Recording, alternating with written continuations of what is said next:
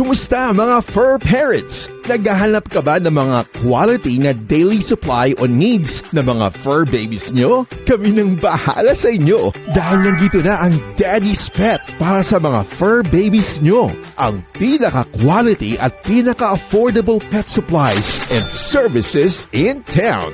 We offer all kinds of pet supplies and all kinds of services like pet grooming, pet boarding, pet rehoming, and many more. And of course, andyan na rin ang pet gifts for your special someone.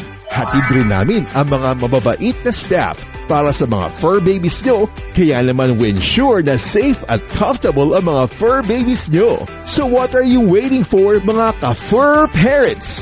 Daddy's Pet. Affordable na presyo para sa mataas na standard na serbisyo. Visit us now! Welcome to Daddy's Pet Talk! Ikaw at ang pet mo, ang bida! Ma'am, magandang araw po sa inyo, ma'am. Ma'am, pwede niyo bang ipakilala ang inyong dalawang pet na bagong groom po, ma'am, na sa ating mga ka-pet talk, ma'am, at ang inyong sarili?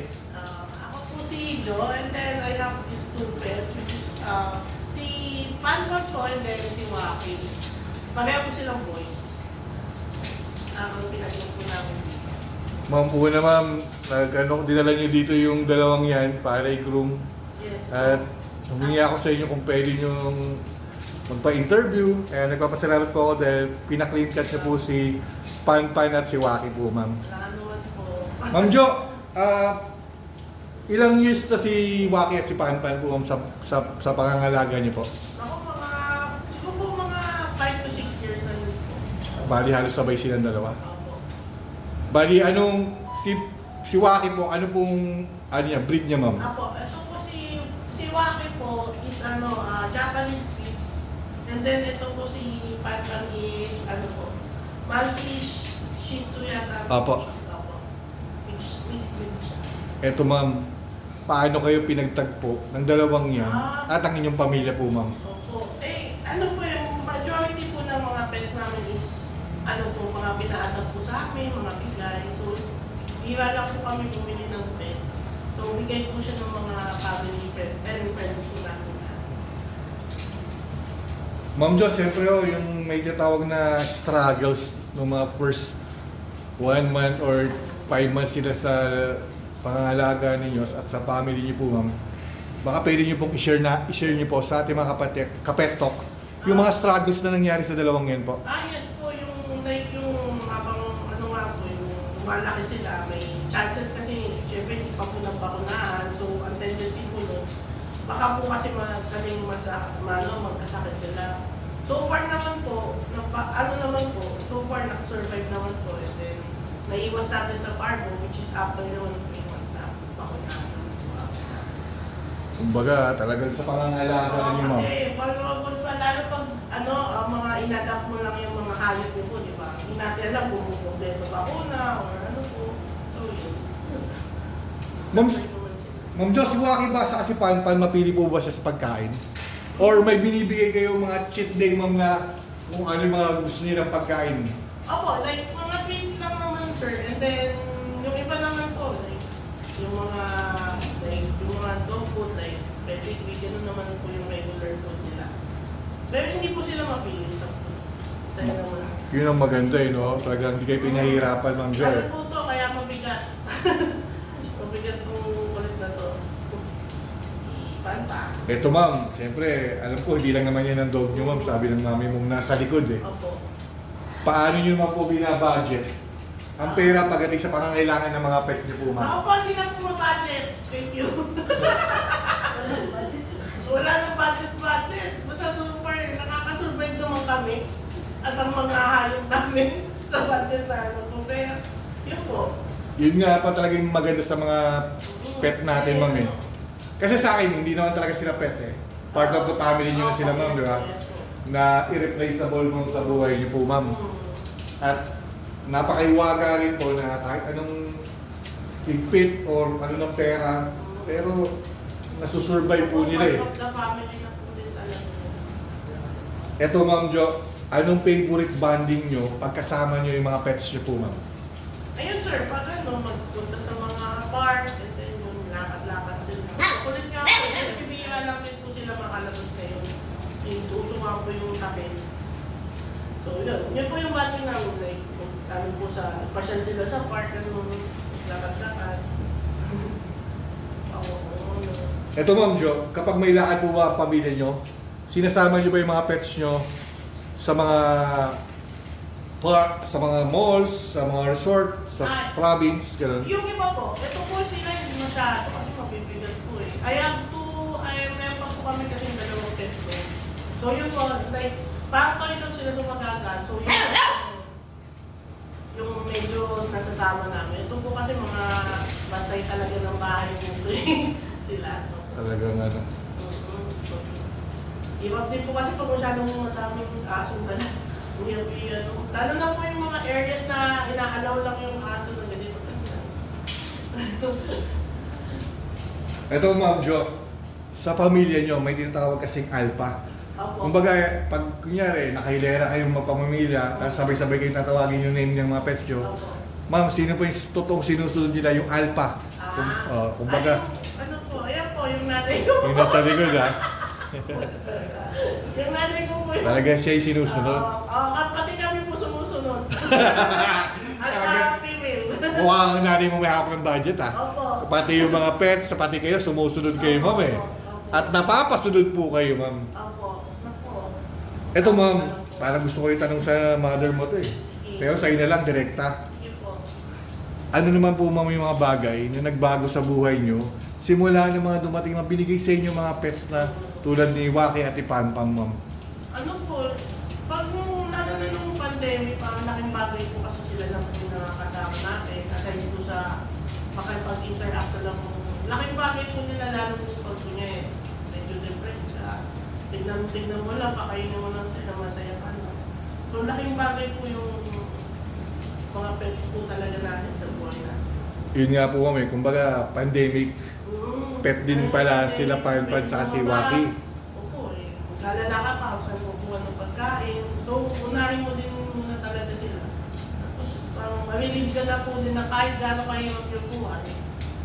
Go lang. Kasi yung mga pets mo, kasi pag mawala kasi mga sa atin na gano'n. Correct ma'am. Yun yung maganda sa inyo mga poor parents at mga pet owners na masyado nyo na rin kayo na in touch sa mga pet nyo dahil sa may sinasabing pinagsamahan eh. Yun nga po, dumaan po kayo sa lockdown, sa COVID na tinatawag, na sana wag nang bumalik. Pero, Ma'am Jo, malaking aral yung nangyari po na yung dumating yung lockdown na yun eh. Mas dati po kasi Ma'am Jo, di ba? Madami kang realization sa life, sa mga kasama mo, and then sa mga pet mo din na dati parang na-ignore mo na ngayon na bibigyan mo na ng importance sa life mo. Yung Ma'am Jo, may dati nga, ang sabi, ang mga pets binabantayan ng bahay. After ng lockdown, yung tao sa bahay, binabantayan na ang mga pets. Diba? Bumaliktad na. Dahil nakita natin, Ma'am Jo, yung yung bonding na ito ang susunod na tanong ko Di ba alam ko, ito na yung tinatawag yung source of happiness. Kumbaga ma'am, anong source happiness na ibinigay niyo sa inyo ma'am? Araw-araw, pwede niyo ba ikwento sa ating mga kapeto na nanonood na gusto rin maging poor parent ma'am? Like yung kunya, simple for the end of the day, pagod na pagod po kayo, then makita nyo lang yung pet nyo. Parang laking relief na yun eh. Parang makita nyo silang kahit gaano ka kasumit that time or gaano ka pagod, makita mo lang sa parang lagi silang nakasmile ka nung bigyan ka nila ng happiness. Kahit pa paano, mabilis po yung pain na nandiyan. At everyday challenges sa life. Talagang iba talaga yung ibibigay sa inyo ma'am ni Waki at ni Panpan ma'am. Yes po, saka iba po ang mga pets. Ito ma'am, siyempre hindi rin naman pababata sila Waki at Panpan na gaya natin rin ma'am.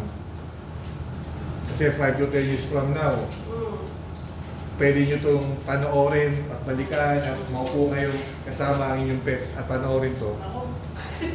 Ma'am Jo, anong message ang gusto mong sabihin sa lahat ng pets mo na at kay Waki at kay Panpan po? Saka sa lahat ng mga pets ko nasa Anong message mo, Ma'am Jo? Mukhang malaking hugot to, ah. Oo, hindi Ma'am, ako tulad. anong message mo, Ma'am? Sana lumaki silang malusog, masaya. Sama kami. Sana hindi lang sila magkasakit. Tapos yung mga, yung mga, madami po pets na tumagaling sa amin. So, laking kawalan pag wala din. So, sana certify sila moving forward. Yun po. Ma'am, ako po ay yung kaagapay sa pagpanalangin na sana kahit naman lahat na hindi ko naman interview na pinapanago lahat ng mga pets ay tumagal pa ng in-expect nating haba ng buhay po. Opo. Ito, Ma'am Jo, ano naman po ang may promise mo sa iyong mga pet kay Panpan at kay Waki po? Ayun nga po, alagaan namin sila mabuti. Sana mababa pa yung patience nila with us. Kasi laging laging alert tong mga asong to when it comes to guide ng natin. So yun po, sana baan nila yung patience nila. Saka, yun nga, lagi silang healthy. Yun po. Ito, Ma'am Jo, kasi may karapatan kang mag-advise.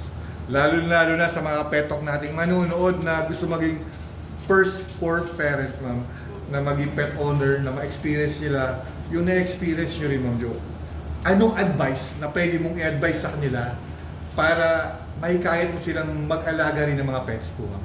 Yun lang, alagaan nila po mabuti kung sila, huwag nilang pabayaan yung pet na alagaan nila. Kasi hindi biro, ibang attachment yung magiging connection nyo sa mga pets nyo, lalo na magiging part of the family din nyo to eh. So, kailangan tutukan talaga kasi parang part of the family nyo na po siya. Tutukan nyo talaga alagaan nyo. Then, give the love na dapat deserve talaga nila at the first place. Kasi yun sila aasa lang din sila sa love na ibibigay nila. So, yun po. Pero yung 100% na love na binibigay mo, 10 times silang ibabalik. Eh. Opo, exactly. Kumbaga, naghahanap ka ng loyal. Sila talaga ang loyal. Yes po. Pero, alam mo yan, Ma'am? Whatever happens, hindi ka iiwan yan. Saka yung mga minsan, kahit yung mga negative energy nyo, Nakukuha nila eh, no?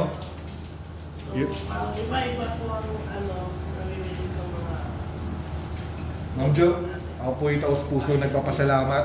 Pinaunlakan niyo po itong interview ng Daddy's Pet Talk. Maraming salamat and Godspeed always po, Ma'am Jo.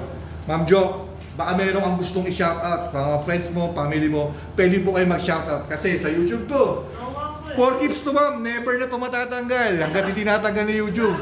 Wala naman tayong copyright. Yeah. Sige, Ma'am, shoutout po kayo, Ma'am. Shoutout po sa mga kapetok po natin, especially sa mga mahilig po na mga po dyan, may mga pet po. Punta lang po kayo dito sa Daddy's Pet. Here sa bandang 15th Avenue po. Madali lang naman po. Madali po. Masaya po magpag-ulit. Yun. Sa mga friends mo, Ma'am, sabi gusto kong shoutout sa family. Sa mga pets ko, alam nyo na next time, narinig ko kayo. Ma'am Jo, maraming salamat. Sa mga manonood ng Daddy's Pet Talk, please like and share and subscribe at mag-comment kayo kung nagustuhan nyo yung interview natin kay Ma'am Jo, kay Panpan at kay Waki ko. Baka kayo naman po ang susunod na ma-interview sa Daddy's Pet Talk. Kasi Ma'am dito, Ma'am Jo, kahit hindi ka magpa-grooming or magpa-pet boarding or bumili ng mga pet supplies natin dito or accessories, basta willing kang ipagmalaki ang inyong pet, pumunta lang kayo dito sa Daddy's Pet sa May Cubao 15th Avenue. Kayo'y aming i-cater po, Ma'am. Dahil ipagmamalaki nyo ang pet na part of the family na irreplaceable po. Yes. Ikaw, Ma'am Jo, at si Waki at si Panpan dito sa Daddy's Pet Talk. Kayo ang bida. Maraming salamat po, Ma'am.